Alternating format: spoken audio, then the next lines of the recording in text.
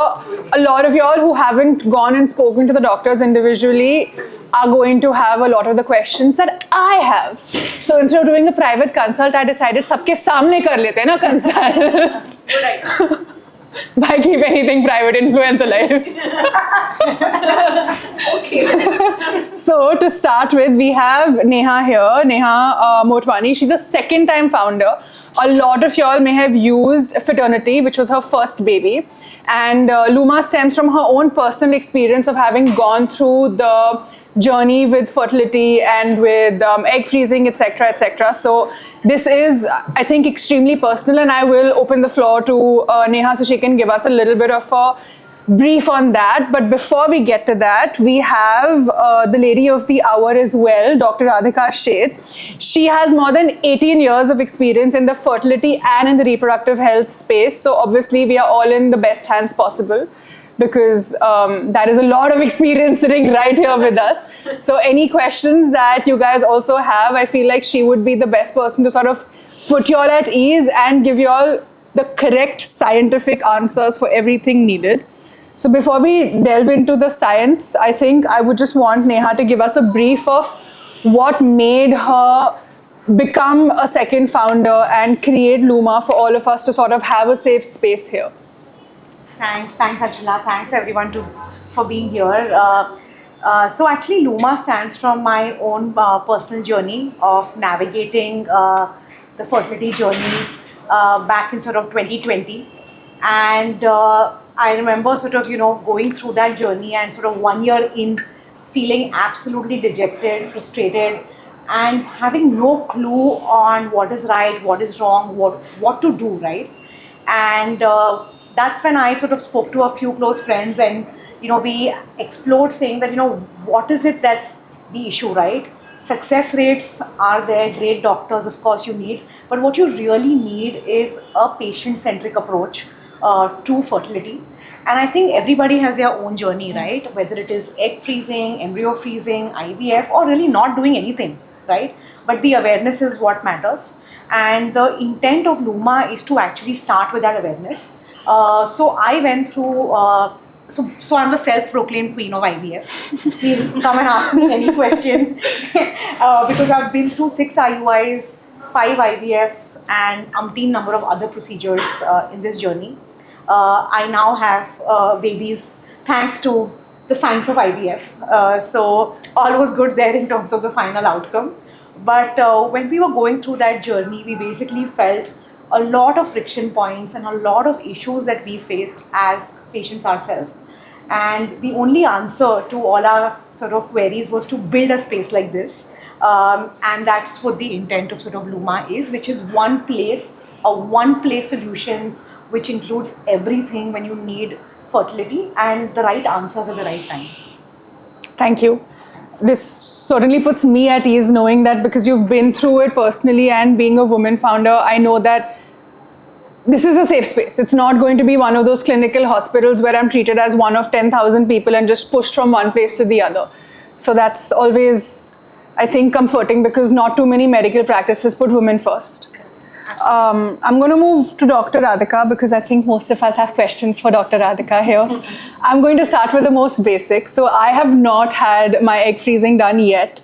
I have contemplated and then been put off by the whole aspect of certain hospitals, etc. But just for my better understanding, and I think our better understanding, what is the first step that you need to sort of do to even understand if you should be freezing your eggs or not freezing your eggs? If you can take us through what the beginning should look like. Yeah, so it's a great question. So first of all, who should opt for it? Now, as a career-oriented woman myself, I think I should take it on me to kind of explore this complex issue. So most of the times when we think of our careers, somewhere we do feel guilty, are we kind of doing justice to our families? And then we have to balance the two. And then we don't know which way to go. Should we focus on family? Should we focus on career? It's kind of a very difficult decision. So in such cases, I think egg freezing comes to the rescue. So who should do it? Ladies who want to have a child or are confused whether they would want to have a child later, but they surely know they don't want it now. So these are the people, or these are the women who should definitely come for a consult or consider it. Now, when you're considering doing egg freezing, there are certain things that you need to know about the steps in an egg freezing program. So first, you need to meet us for a fertility consult, where we would be doing a blood test on you that's called AMH, anti-Mullerian hormone.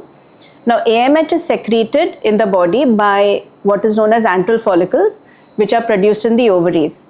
So we also do an antral follicle count by a simple ultrasound examination. And based on the reports of the antral follicle count scan and your AMH, we actually tell you, particular to your case, where you stand in your fertility journey, whether you need to consider it immediately, soon, or you can defer it to sometime later.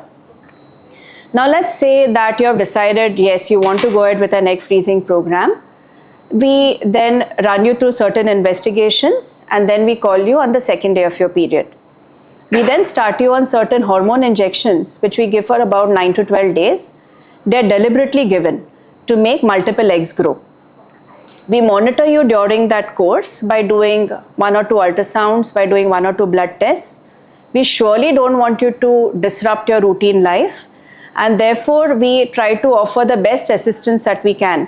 So one thing is, we want you to come to the clinic as few times as possible. So we like to send the sisters to your place where they can administer injections. And we have also got a unique fertility app, or a Luma app as we call it, which gives you updates on a daily basis. So it's like a ready reckoner, a very friendly companion that will keep updating you that this is what you need to do today, so that you don't really miss out on anything because of your hectic life. Generally, the 13th day of your period is when your eggs are ready, and that's the day under short anesthesia in the OT that you must have seen here. We retrieve the eggs and we immediately send it to the embryologist who's sitting in the lab next door, and he checks whether the eggs are mature, and the mature eggs are immediately frozen. You're sent home. So in 2 or 3 hours, you're back to your routine. If you want to work in the evenings, please feel free to do so. And that's pretty much the end of the program for then. We also have an AI-powered tool that we offer, where each egg is given a prognosis about what the tool feels, or what the software feels that this egg will give you X percentage of having a baby. Okay, so not every egg is guaranteed. Right, okay. Right. So some eggs are good, some eggs aren't very good. Of course, there's a very, very important factor to consider, that we don't know about the sperm. Right. So that's also something very important. But considering that the sperm is normal, each egg is given some prognosis. It could be 70%, it could be 80%. So this is something that would add some value to the entire program. Doctor, you mentioned hormone injections are an integral part of the egg retrieval process, and that we have to take it over multiple days. So could you maybe tell us if the injections have any sort of like short-term or long-term side effects on a woman's body? So it's a very valid concern. So when it comes to hormones, everybody takes a step back. Yeah. But these hormones are given in very safe limits, and they're given for a very short time. So they don't really mess up with your own baseline hormone function for a very long time. But they do cause some short-term side effects. So there could be a little bit of headache, maybe irritability, mood swings. Few ladies would complain of injection site pain. Few ladies also could have a little bit of disruption of menstrual cycles, but maybe that would be for a month or 2 at max. But if you're asking me about significant side effects, not really. Okay.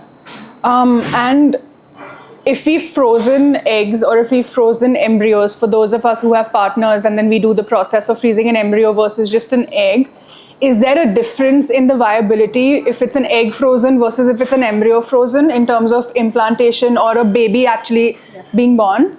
So frozen embryos generally give better results than frozen eggs. Okay. But with today's day and technology, vitrification or the flash freezing that we do for eggs give excellent recovery rates.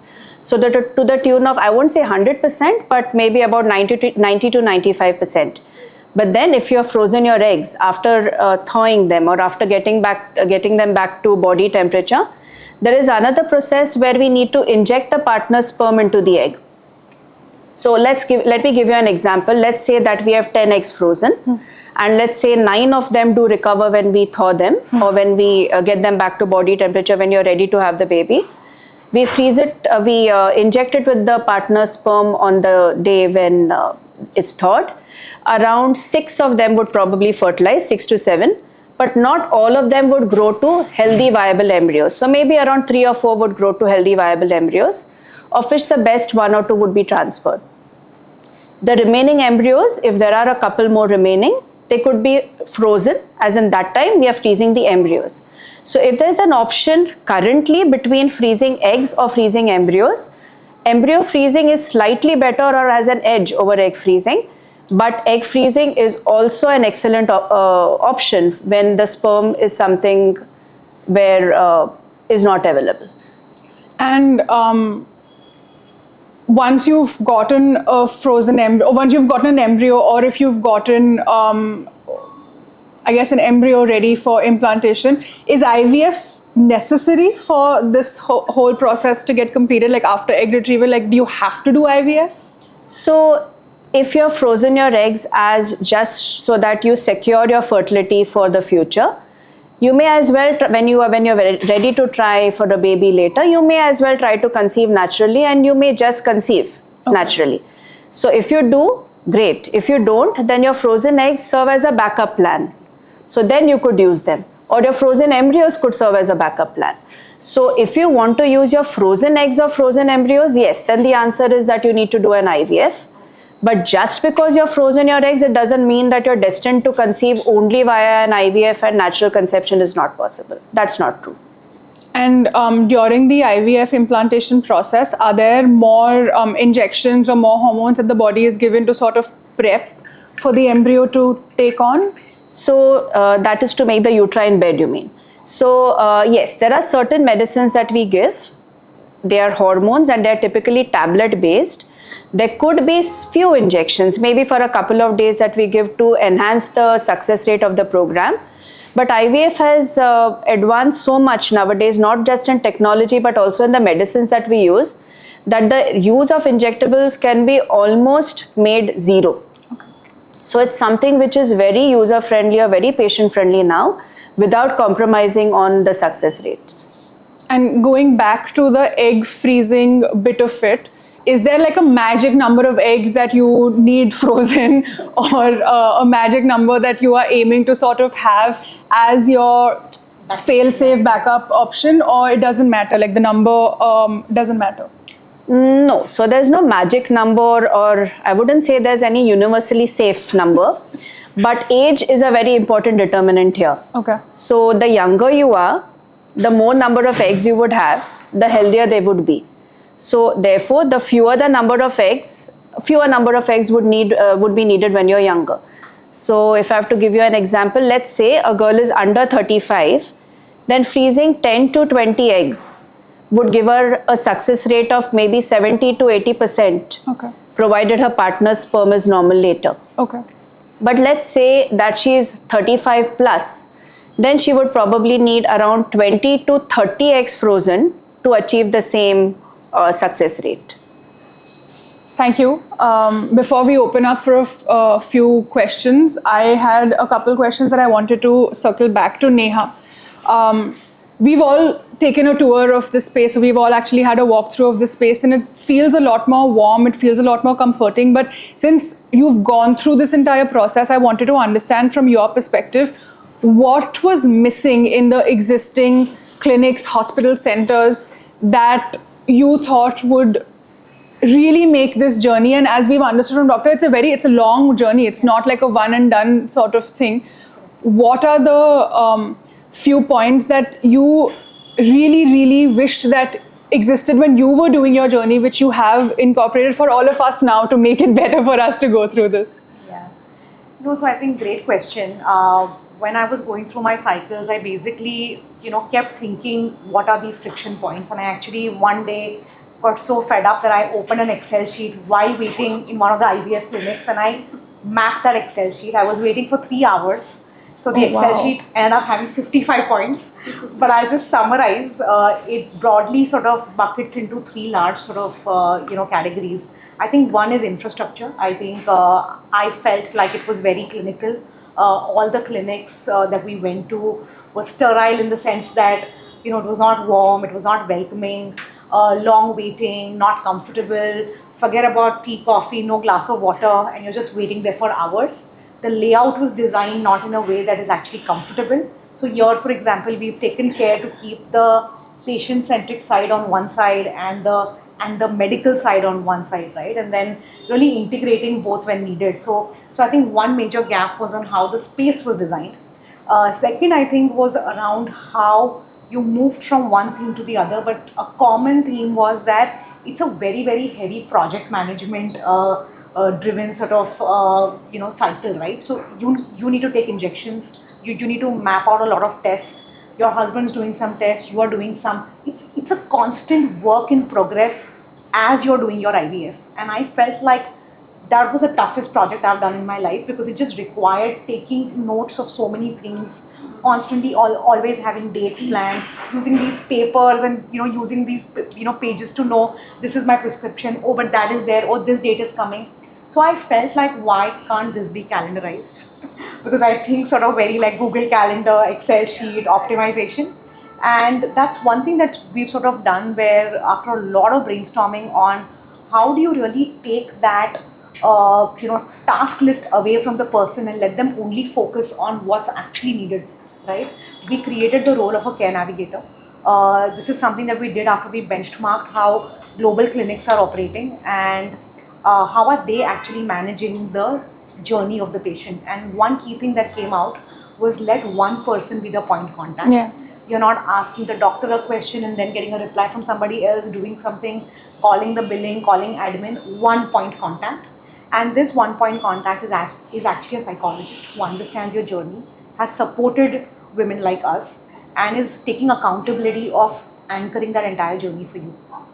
And of course an app, because if you're using app for everything else, why shouldn't we be having an app for something like this, which is to literally track everything that you need to do in one place, right? And I think, the third part of it is transparency, because we really sort of, what I saw as a gap was you never knew what was happening.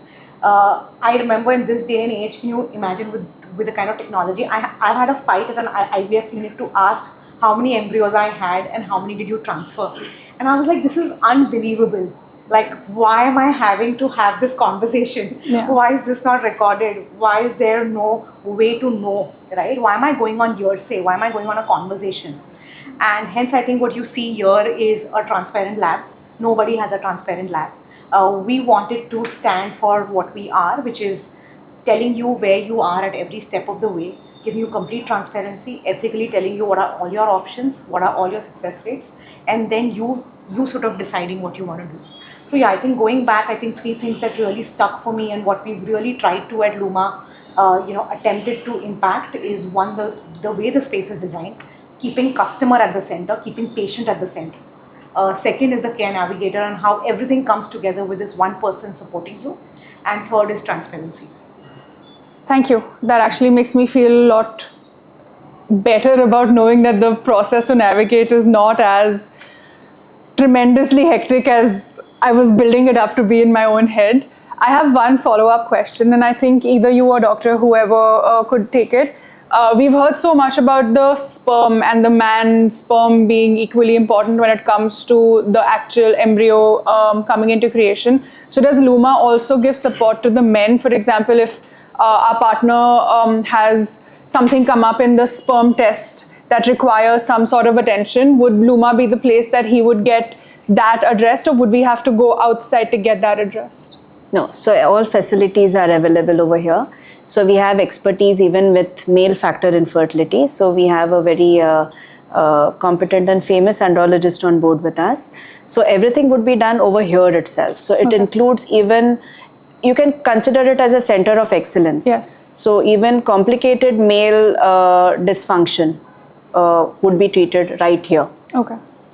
So it is a one place that does all facility in that sense, which is a lot more comforting to know. And my last question is a little bit like logistics, because my head's just going there. So the embryos and the eggs are frozen and kept here. in this facility. So if you could just maybe put my mind and heart at ease to kind of understand, if there's electricity loss, what happens? If there's fire in this building, what happens?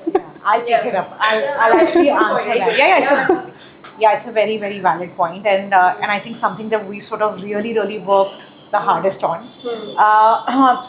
So we actually looked at global benchmarks in terms of what's happening across the world, and there basically and also in India, I think the best clinics, what they do is, where the storage is happening here, there is an electricity backup at 3 levels. Oh, Okay. So the electricity in the embryology lab will never go out, right? Because there is not only a UPS backup, there's also a DG generator backup, which is connected to the building and to the ground, right? So the electricity will never sort of, have an issue.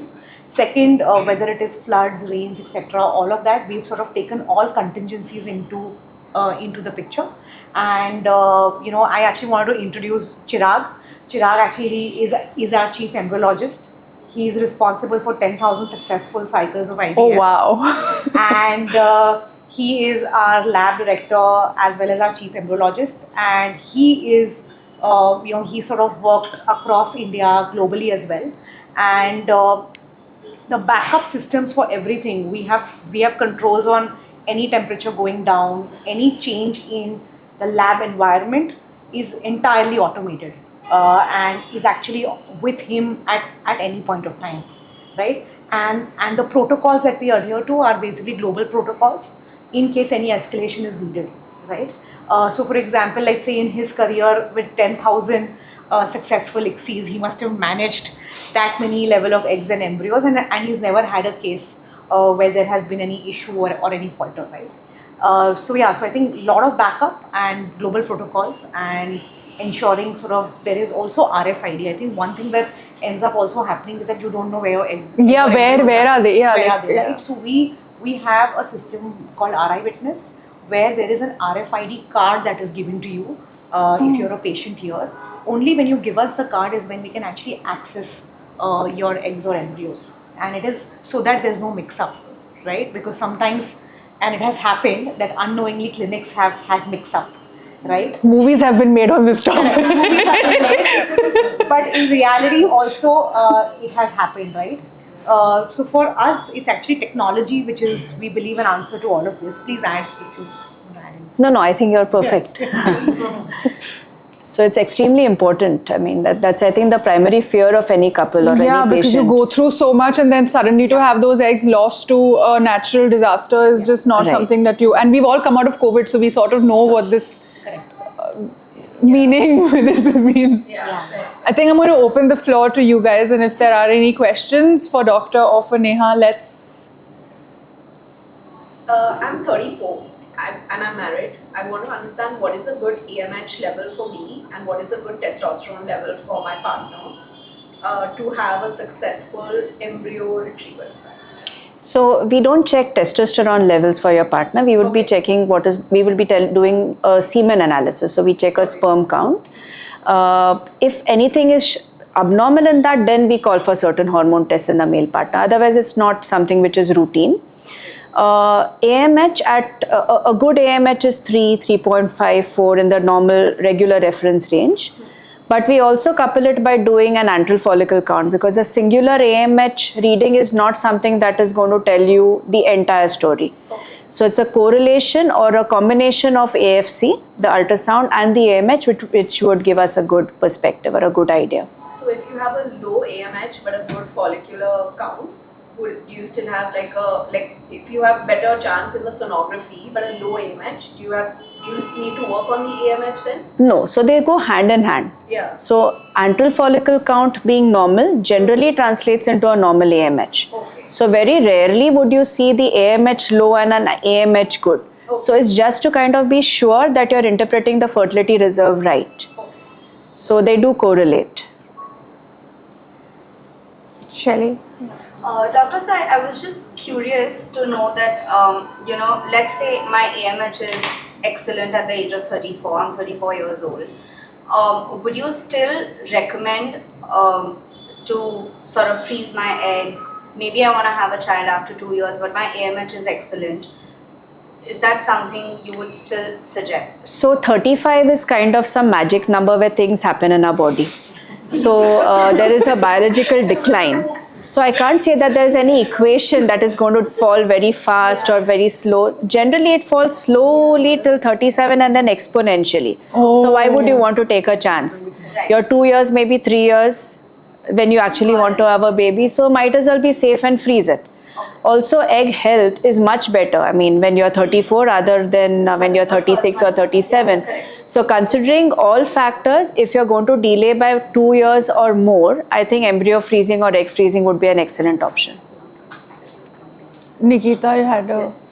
Sorry. Doctor, how long, like, if suppose I'm 34, like, I'm going to be 35 and It's like a 34 club. I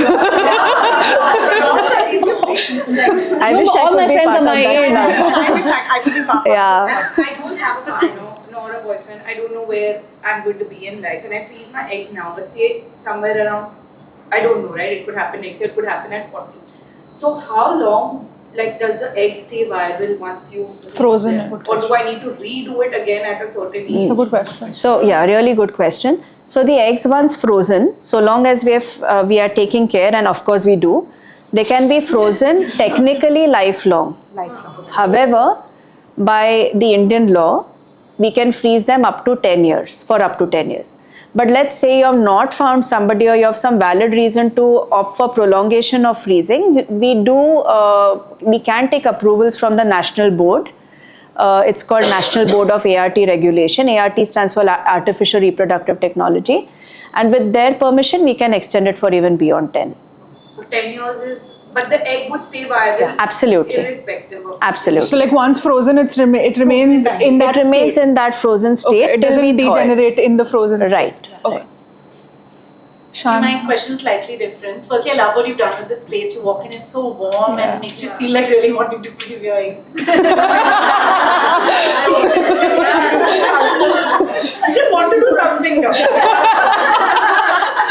Shan, do an AMH test to begin with. It's really lovely. Kudos, you made it very warm and welcoming. So that's, thank you for having this conversation. So, you know, I had my fibroids removed about 4 years ago and had very drastic reaction to the anesthesia. And then I literally went into a coma for 24 hours. It was touch and go. And after that, last year I got GBS, which is the Guillain-Barré syndrome. Yeah. So I was just like, when I'm meant to, I'm 37, and I was meant to freeze my eggs in those years, all this was happening. Now, anesthesia is a big problem for me, so I wanted to understand when I want to do the retrieval, how long is that anesthesia? And also, can I do a patch test before? Does that happen? Because Dr. Sarir Utwade told me, wherever you go in the world, whatever you do, always do a patch test. And I don't know if that happens. So for all girls who enter our OT where anesthesia is to be given, we would be doing a pre-anesthesia checkup. I mean, that's a standard line of care. And all this history would be evaluated, what drug you reacted to possibly, or what exactly happened during your first fibroid surgery, all that would be evaluated. One thing we need to understand is fibroid surgeries take long. So typically 1 hour, 2 hours. And some of the side effects or some of the complications are because of the time that the surgery takes. This is a 10 or 15 minute procedure. Oh, okay. You had Guillain-Barré, and Guillain-Barré has got multiple etiologies. So it possibly is not related to the surgery that you had. But nevertheless, considering that, we may want to opt for complete safety and try some other method of anesthesia like local or under paracervical blocks, or for people where maybe that's not very comfortable, giving mild sedation or even doing it under spinal anesthesia. So there are various modes of anesthesia. It's not that you have to do it under general anesthesia. Okay. So That's an safety is the option. primary concern.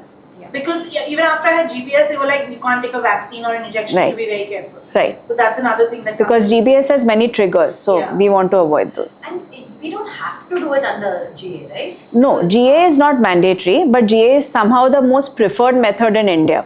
Yeah. But globally, for example, women do it under local anesthesia. Yeah. So In there are France, many it's under local centers. anesthesia. Right. So that's an option for sure. Any. When you do embryo freezing, because you will retrieve multiple eggs from the woman, do you also give an option to freeze some spare eggs, right? Because anyway you're going to retrieve a bunch of them. some will go in the embryo and fuse with the sperm, but then you'll have some spare eggs as well. Is it a good idea to freeze that as well, just as a backup? I would say that if you're sure about the male partner, if you're sure about the sperm, then no. then you literally put all your eggs in one basket. But That's a good one. Yeah, I'm sure, but I'm doing it myself. Keep all options. Put all your eggs in one but again, if your partner's sperm, for example, is not very good, then we do offer this. Like for example, if we feel that we have got 14 eggs and the partner's sperm is enough for just say 6 at a time, then we would fertilize 6 eggs with the partner's sperm and the remaining 8 would be frozen for further use with that same sperm maybe after a few days. She's asking if you're also off path. This is conversation. Level 2 of the app is going to be matchmaking. I think we should. Do money. They already have a cafe, may as well just do speed dating here. Integration with Bumble. And suppose if your AMH is low, like do you get the support here you need, like with the vitamins and antioxidants to boost that up? Very Like, much, very much. So we do offer a lot of adjunctive treatments like acupressure, giving you IV fluids, trying to rejuvenate your ovaries by injecting something called PRP, which is platelet-rich plasma, giving you antioxidants. So it's all available and all offered after thorough counseling. Okay. And that process is how long usually before the retrieval? Anything between 1 month to 3 months. Like we wouldn't want to wait too long because many of these treatments are not 100% effective. So sooner the eggs are out, the better in cases where the AMH is low, rather than waiting for adjunctive treatments to have some outcome. I have one question as well. For how long is your AMH test result valid? Yeah. So generally, again, it depends on your age. So at 30, I would say it would be valid for about a year. Okay. After 35, I think you should check it every 6 months. After 40, maybe every 4 months. Okay. And also, I don't know if this makes sense, but does thyroid have a huge impact on conceiving naturally, or sort of when you're going through the whole egg freezing procedure, does thyroid play an important factor? Very much. I think in both the cases. very much, very much. So basically, any hormone in the body or any dysfunction in the body, let alone thyroid, can impair or impact the chance of conceiving.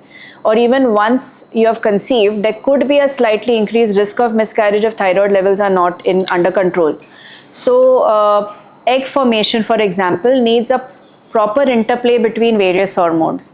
So one which is produced by the thyroid gland, also some produced by the brain. They are called FSH, LH, prolactin. So it's a complex interplay. So all members of the team, so all hormones have to work in sync and in tandem. So if something's not proper, it should be corrected before going ahead. And thyroid dysfunction is one of the easiest to correct. Okay. I have one more question. So I have PCOS, for example. So regardless of whatever I try and do, there is a lot of irregularity in the cycles. Like I would perhaps have maybe 11 or 10 cycles in a year. I will not have 12 cycles in a year. So when I'm starting the egg retrieval process, when it comes to the injections, etc., you mentioned like 13th days when you do it. So for us PCOS girlies, where we don't know what part of the cycle we are at, does it make a difference? Yeah, so we're there for you. So we will be, 13th day is not a one shoe fits all type of day. It's something which I meant on an average the 13th day. Okay. So girls with PCO generally ovulate a bit late. Yeah. So for them, maybe the egg retrieval could be even on day 16 or day 18. And how So- do you evaluate that? We do serial ultrasounds. Okay. And we also do certain blood tests like serum estradiol levels, which give us a great idea or a good deal of predictability that now this is the time to do an egg retrieval. तो तब तक फिर injection हर रोज लेना पड़ता है? Yes. Oh God. They are not very I painful. hope it's not. So they aren't too painful, and we try to make it. We don't want to hyper stimulate you deliberately. Okay. So one of the things that, I mean, I was super scared of injections, right? And I think 5 IVF cycles and everything that I did I think I've done like more injections than I ever thought I did, right? And one of the things that we've sort of done is taken a lot of effort to make it as pain-free as possible. There are some tools, there are ways that the injection happens also at home, more comfortable, numbing creams. There's a combination of things that we are doing where the pain is sort of massively lower than what you would expect. Is there anything that we need to avoid during the egg retrieval, like during the hormone injection process? Is there something you cannot do that will be like, it's like a hard no, like no travel or exercise or anything that's like you have to avoid? Or like something not to eat. Yeah. So no smoking, no alcohol, no drugs, no intensive physical exercise, because finally if you have 10 to 15 follicles growing, we don't want you to be, have pain or discomfort just because you're strained. Otherwise, please continue your daily routine. Sorry, I have one more question. So after the retrieval, etc., is finished, and if and every body is an individual body, if there are any sort of mid-term or long-term side effects, does Luma offer care to sort of combat those as well? Yeah, so we are here for you. So it's not that our responsibility stops the day egg freezing happens. So we are gynecologists, and we do understand that if you have disrupted cycles for a month or two and you need counseling or you need us to check why something's not happening the way you would expect it to be, we would be here to kind of check and rectify things for you. That's good. Just a question. So after like the egg is retrieved, how long does like the post care take, or like how quickly can you go back to your normal life? That Same day, evening or the next same day day. morning. Again, as she said, everybody is different. So I would say 80% people would go back the next day and 20% would be Maybe a day. the same day. Yeah, correct. So we have had ladies who in the recovery are still doing some video consults or talking to their staff, maybe just 2 hours post retrieval. Yeah, I would go to work in the second half. So like it's like a 10 a.m. procedure. You're in office by 2 p.m. By the time the anesthesia wears off and you have that first sip of water and you're completely Yes, fine, yes. you can start. But don't keep anything very important, because in case you decide to sleep or rest it out, then you shouldn't feel guilty later. Also, I think the one thing that I wanted to add is, and I didn't sort of cover it, what gap I saw, and we're trying to at Luma, address that gap as well, is to look at a full human approach rather than just about uterus and ovaries, because I fundamentally think that when the health is overall fine, you have much better outcomes and chances. So we have an integrated program where a nutritionist speaks to you, looks at your reports, gives you a diet plan, or tweaks a diet plan that you already have, and integrates things that will actually improve egg health, right, overall, for male and female. Second is acupuncture. Like she mentioned, we have acupuncture sessions which are actually said to have improve blood circulation and improve outcomes. And third is, I think, counseling, right? Overall, during the whole process, because it's just so much up and down and expectations, etc. Counseling also sort of really helps. So we integrate these as a part of the fertility journey, which we think is really needed, right? Because it is not just about injections and hormones and just getting X number of eggs. It's actually how good those eggs are and what is the success rate ultimately, and what can you do as a person to actually improve that, right? Which is really foundational health. I have a question that came up in the tour today. So somebody asked that can their partner accompany them during the egg retrieval procedure in the OT or no? So long as the partner doesn't collapse, I don't have any problem. It's good preparation for the partner to see what childbirth looks like. So That's the question with no partner. But good question. Yeah, why not? Yeah, if they can be there for Actually, if I had an childbirth. option, I would have taken my partner.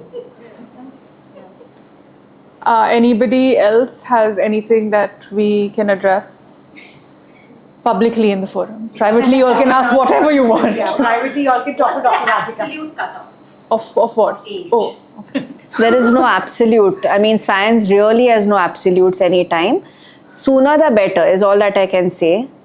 If you're doing it, I think wouldn't like I don't know. I'm absolute cutoff would be menopause, that's it. But otherwise, it actually loses sense after maybe 41, 42, because you may not have good number of eggs remaining. But I would never say no to anybody. try it, but with the understanding that the older you are, the lesser the number, the fewer the number of eggs that would be needed, the more the number of cycles that could be needed. Also, we do not know about the chromosome status of the eggs, the health of the eggs, or what is the probability of getting viable embryos that could go to. I also had a question. So suppose the IVF is successful and there are more than one embryos, what do you all do with the remaining? We freeze them. So we freeze them. What if that you don't want them? If you don't want them, we discard them. Can we donate them? Like, if, for example, I want to like freeze my eggs, but I change my heart 5-6 years down the line, can I just donate it to a friend or like? No. So initially, there was no law governing IVF or ART prior to 2022. So there was an option. There were only guidelines. There was no law. So there was an option in our consent forms where we could donate it to a needy couple. That's what it was called. However, now the option of donation has been completely removed. And if you want to donate, it would only be donating it for research. And not research anywhere. Research in a government organization called ICMR, Indian Council of Medical Research. So you can't really donate it to anybody else.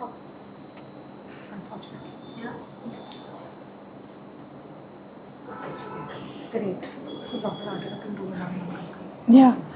For anybody here who is still to do the one-on-one consults, I think we can begin that. Dr. Radhika and her team can start with that. And if there's anybody here who's finished their consult, come hang and chat with us. And there are a lot of snacks in the cafe that are yum. So we can make our way there. Thank you. Thank you.